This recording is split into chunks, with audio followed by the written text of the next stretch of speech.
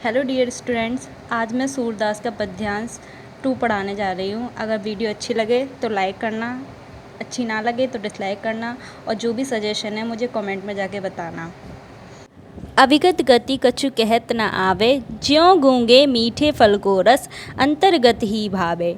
परम स्वाद सबहि सुनिरंतर, अमित तोष उपजावे। मन वाणी को अगम अगोचर, सो जाने जो पावे। रूप रेख गुण जाति जुगति, बिनु निरालंब कित धावे। सब विधि अगम विचारहि ताते, सुर सगुन पद पगावे। सूरदास जी इसमें श्री कृष्ण की भक्ति भावना को वर्णन करते हैं और वो बताते हैं कि ब्रह्म की उपासना कठिन है तथा उनकी उपासना को सुगम व सरल बताया है। इसकी व्याख्या इस प्रकार है। अविगत गति कछु कहत न आवे। अविगत अर्थात निराकार। निराकार ब्रह्मा की उपासना को कुछ कहा नहीं जा सकता, अर्थात उनकी आराधना करना कठिन है। ज्यों गूंगे मीठे फल को रस अंतर्गत ही भावे। जिस प्रकार गूंगा व्यक्ति फल को खाकर उसका वर्णन नहीं कर सकता, अर्थात उसका स्वाद अपने हृदय में ही अनुभव करता है, उसी प्रकार परम स्वाद सबहि सुनिरंतर अमित तोष उपजावे। उसी प्रकार निर्गुण ब्रह्म की भक्ति का आनंद केवल अनुभव किया जा सकता है, उसे मौखिक रूप से बोलकर प्रकट नहीं किया जा सकता। मन वाणी को अगम अगोचर, सो जाने जो पावे। मन और वाणी द्वारा उस ईश्वर तक नहीं पहुंचा जा सकता।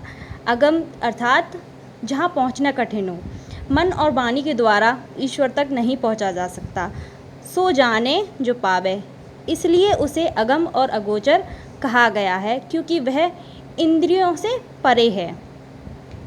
रूप रेख गुण जाति जुगत, बिनु निरालंब कित धावे।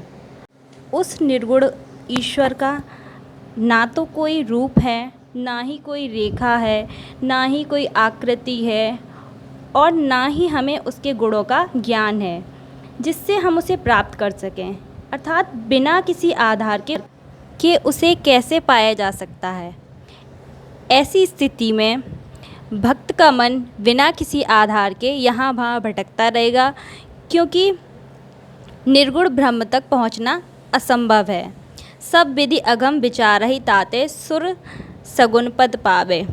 इस प्रकार सभी प्रकार से विचार करके सूरदास जी ने सगुण श्री कृष्ण की लीला के पद का गान अधिक उचित समझा है।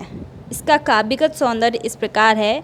इसमें भाषा ब्रज भाषा यूज की है, गुण प्रसाद है, रस भक्ति रस तथा शांति रस है, छंद गीतात्मक है, शैली मुक्तक है, अलंकार अनुप्रास अलंकार, क्योंकि इसमें अगम और मन वाणी में आ गा और ना वर्ण की बार बार आवृत्ति हुई है, इसलिए अनुप्रास अलंकार है।